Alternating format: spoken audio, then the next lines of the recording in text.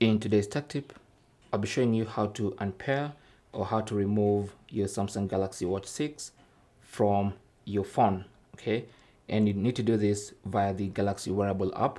So launch it and then tap on this menu on the left-hand side, upper left-hand side, and then tap on remove device. Now this is going to list for you all the devices in your Galaxy Wearable app. Select the device you want to remove and then tap on remove, okay? Either remove or remove all, then tap on remove, okay? And that's going to remove or unpair this Galaxy Watch 6 from this phone, okay?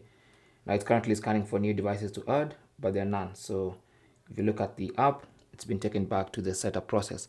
And that's basically how to unpair or how to remove, basically how to unpair your Galaxy Watch 6 from your phone on the Galaxy Wearable app. Thanks for watching. Leave your comments and questions down below and good luck.